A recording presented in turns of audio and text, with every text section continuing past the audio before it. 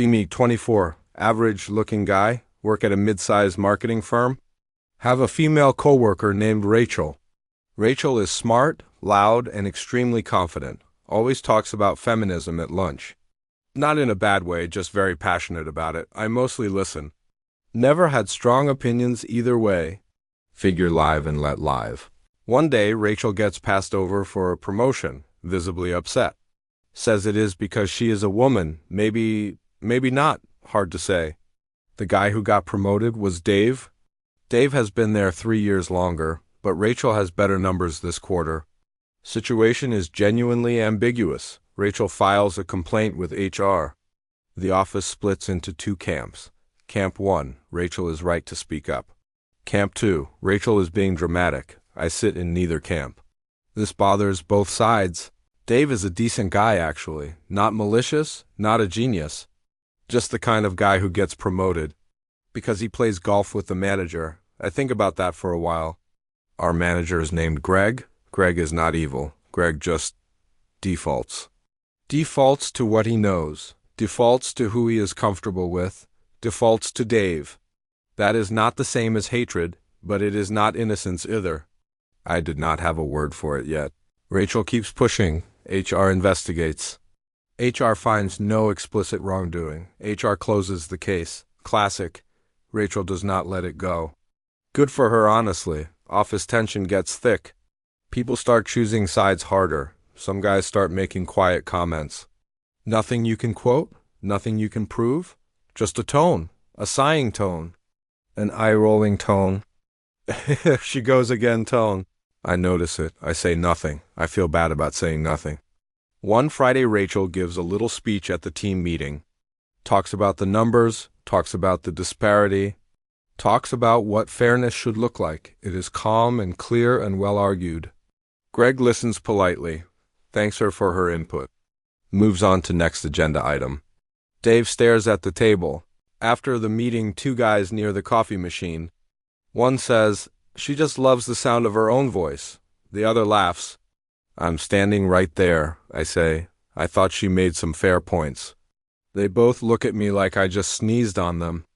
One says, "Oh, come on, man, like I have betrayed something. What exactly did I betray?" I think about that on the drive home. My dad used to say women get emotional in the workplace. He said it like it was biology. Like it was settled science. Like it explained everything. Rachel was not emotional. She was measured. She had data. My dad would have called that emotional too. I think that is the problem. Weekend comes. I hang out with my friend Marco. Marco thinks Rachel is annoying. Marco also thinks Greg is a coward. Marco is contradicting himself and does not know it. I point this out. Marco says that is different. I ask how. He cannot explain. We drink our beers quietly. Monday comes. Greg announces a new diversity initiative. Mandatory training session. The groan from the guys is audible. Not all of them, but enough. Rachel rolls her eyes in a different direction. She says, "Training is not the same as accountability." She is right. Greg smiles like he has solved something. He has not. I go to the training. It is fine, a little corporate, a little obvious, a little late. But there is one slide that sticks with me. It talks about default assumptions. How we assume competence in some people. How we demand proof of competence from others. How we do not notice we are doing it. I think about Greg and Dave. I think about my dad. I think about myself. Have I ever done that? Assume the guy knew what he was doing. Assume the woman needed to prove it first. I sit with that question. It is uncomfortable. Good. After the training, there is a group discussion. One guy named Phil says, "I just treat everyone the same." Several people nod. Rachel stares at the ceiling. I think about what treating everyone the same actually means. It means using one standard. But what if the starting line was never equal? Same rules on an unequal field is not fairness. It just looks like fairness. I do not say this out loud. Phil seems happy with his answer. I'm not sure I have the words yet anyway. Weeks pass. Rachel starts getting more respect in the office. Slowly, not because Greg changed, because she kept being right. And eventually it became undeniable. Dave quietly admits her numbers are stronger. He does not make a big deal of it. but he says it. That takes something. Greg gives Rachel a bigger account.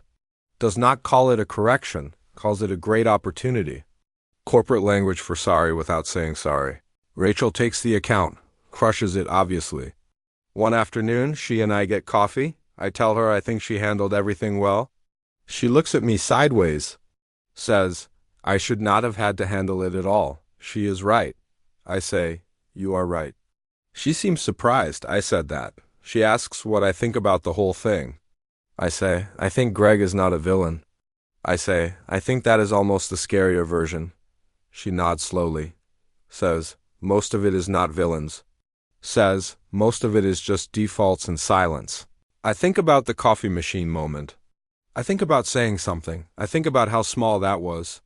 And how much smaller my usual silence was. She asks, do you think I'm too aggressive? I say, I think you are exactly as aggressive as the situation required. She laughs a little. First time I have seen her laugh in months. She says men always say a woman is aggressive, when a man doing the same thing would be called driven. I think about Phil. I think about Marco. I think about Dave. I think about myself again. Am I driven or aggressive depending on who is watching? Probably both. Probably neither. Hard to say. I ask her, does it ever get exhausting? She says, every single day. She says, but what is the alternative? I do not have an answer for that. I think that is the right response to not having an answer, just letting it sit. A few months later, Greg retires. The company brings in a new regional manager. Her name is Linda. Linda is sharp and direct and does not do the smile thing. Some guys immediately do not like her. Say she is cold.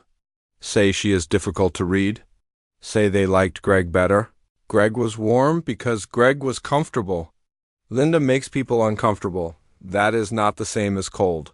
Phil says, I just think Greg had better people skills. I ask, or do we just prefer his default? Phil goes quiet. Linda promotes Rachel within 6 weeks. Not as a statement, just as an obvious call. Rachel is the best person for the role. Rachel does not celebrate loudly, just gets to work.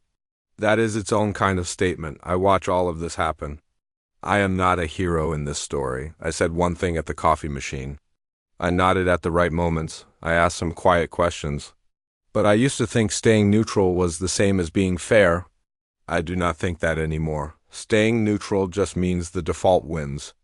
And the default was never neutral to begin with. Marco asks me why I've been weird lately.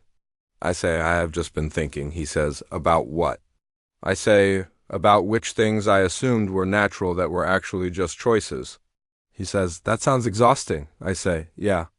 I say, but less exhausting than being Rachel. Marco thinks about that. Does not say anything. Orders another round. That is progress, I guess. I am still figuring it out. I do not have a clean ending. No grand transformation. No speech. Just a guy who noticed something. Said a small thing. Kept noticing. MFW, the bar for men is apparently on the floor. MFW, I cleared it and felt proud of myself. MFW, Rachel has been vaulting it her entire career. Be better than Greg. Be less comfortable than Phil. Be more honest than Marco. Or at minimum, stop groaning at the training.